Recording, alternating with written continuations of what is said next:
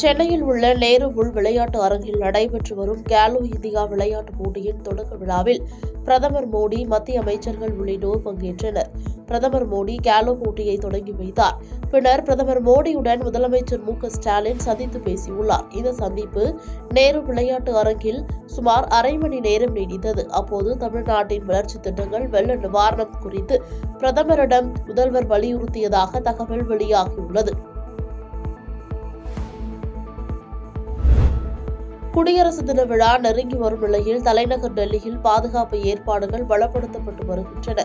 இந்நிலையில் முன்னெச்சரிக்கை நடவடிக்கையாக டெல்லியில் ட்ரோன்கள், ஆளில்லா விமானங்கள் உள்ளிட்டவை பறக்க தடை விதித்து உத்தரவிடப்பட்டுள்ளது.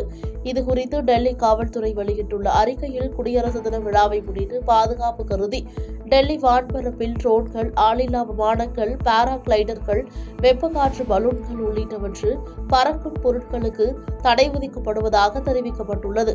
இந்த உத்தரவு வரும் பிப்ரவரி 15ஆம் தேதி வரை அமலில் இருக்கும் என டெல்லி காவல்துறை தெரிவித்துள்ளது.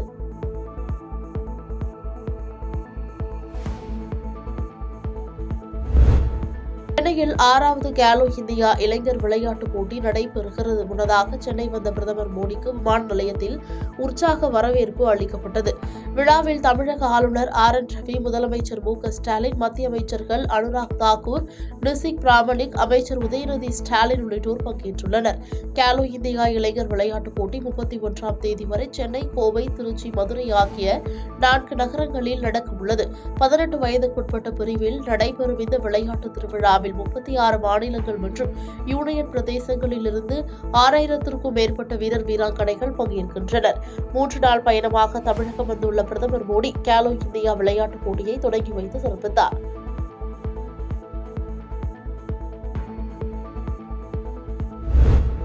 சென்னையில் உள்ள நேரு உள் விளையாட்டு அரங்கில் நடைபெற்ற கேலோ இந்தியா விளையாட்டுப் போட்டியின் தொடக்க விழாவில் பிரதமர் மோடி, மத்திய அமைச்சர்கள் உள்ளிட்டோர் பங்கேற்றனர்.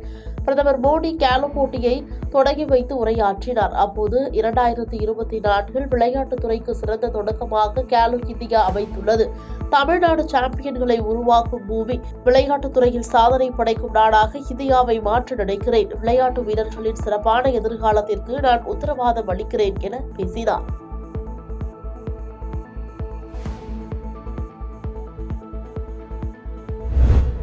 கேலோ இந்தியா விளையாட்டுப் போட்டிகள் தொடக்க விழாவில் முதலமைச்சர் மு.க.ஸ்டாலின் உரையாற்றினார். அப்போது எல்லோருக்கும் எல்லாம் என்பதை உள்ளடக்கமாக கொண்டது திராவிட மாடல் அரசு.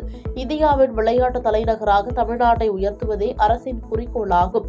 ஜல்லிக்கட்டுக்கு மதுரையில் 62 கோடியில் அரங்கம் அமைக்கப்பட்டுள்ளது. தமிழ்நாடு விளையாட்டு அறிவியல் மையம் விரைவில் தொடங்கப்பட உள்ளது.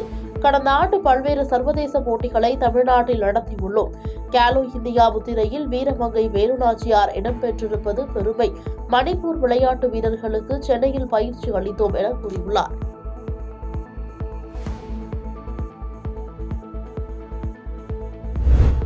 கேலோ இந்தியா இளைஞர் விளையாட்டுப் போட்டியை பிரதமர் மோடி துவக்கி வைத்தார். அப்போது பிரதமர் மோடிக்கு தமிழக முதலமைச்சர் மு.க.ஸ்டாலின் கேலோ இந்தியாவின் முத்திரையான வீரமங்கை சிலையை நிறைவு பரிசாக அளித்தார். தொடர்ந்து ஆளுநர், முதல்வர், மத்திய அமைச்சர் உதயநிதி ஸ்டாலின் நினைவு பரிசை வழங்கி கௌரவித்தார். பின்னர் அமைச்சர் உதயநிதி ஸ்டாலின் வரவேற்புரை நிகழ்த்தினார். அப்போது தமிழக அரசின் கனவு நனவான தருணம் இது. 6வது கேலோ இந்தியா போட்டிகளை நடத்துவதில் தமிழகம் பெருமை கொள்கிறது என்றார். விளையாட்டுத் துறையில் இந்திய அளவில் தமிழகம் முன்னேறியுள்ளது. விளையாட்டுகளையும் கல்வியின் அங்கமாக முதலமைச்சர் மு.க.ஸ்டாலின் கருதுகிறார் என்று தெரிவித்தார். தமிழக வீரர்கள் பல்வேறு விளையாட்டுகளில் பதக்கங்களை குவித்து வருகின்றனர். விளையாட்டை ஊக்குவிக்கும் மாநிலமாக தமிழகம் உள்ளது என குறிப்பிட்டுள்ளார்.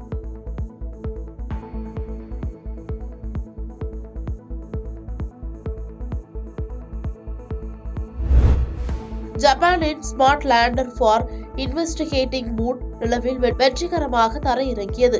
நிலவில் தரையிறங்கிய 6வது நாடு என்ற பெருமையை ஜப்பான் பெற்றிருக்கிறது. கடந்த ஆண்டு ஆகஸ்ட் மாதம் இந்தியாவின் சந்திரயான் 3 நிலவில் வெற்றிகரமாக தரையிறங்கியது. இதைத் தொடர்ந்து நிலவில் தரையிறங்கிய முதல் நாடு என்ற பெருமையை ஜப்பான் பெற்றுள்ளது.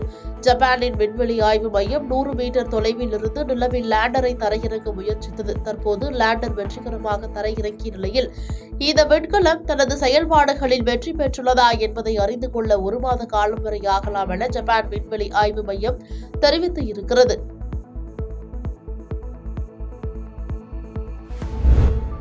கேலோ இந்தியா விளையாட்டுப் போட்டியை தொடங்கி வைத்த பிரதமர் நரேந்திர மோடி சென்னை கிண்டி ராஜ்பவனில் தங்கியுள்ளார். அப்போது பாஜக மாநில தலைவர் அண்ணாமலை நேரில் சந்தித்து பேசினார். பின்னர் செய்தியாளர்களை சந்தித்து பேசிய அவர், எங்கள் ஊரில் வழக்காடும் மொழியை தான் நான் என்னுடைய பேச்சில் பயன்படுத்துகிறேன். அதனை பார்க்கிறவர்களின் கண்ணில் தான் வன்மம் உள்ளது. இதற்காக மன்னிப்பு கேட்க முடியாது என்றார். மேலும் பேசிய அவர், பாஜக சார்பில் வருகிற 25ஆம் தேதி தமிழ்நாட்டில் உள்ள 234 தொகுதிகளிலும் 18 வயது முதல் 21 வயது வரை உள்ள முதல் முறை வாக்காளர்களை அழைத்து கூட்டம் நடத்துகிறோம். பிரதமர் மோடி மீண்டும் அடுத்த மாதம் தமிழகம் வருவதற்கான வாய்ப்பு அதிகம் உள்ளது. எனவே தமிழ்நாட்டில் 2024 நாடாளுமன்ற தேர்தலை பாஜக மிக முக்கியமானதாக பார்க்கிறது என்று தெரிவித்தார்.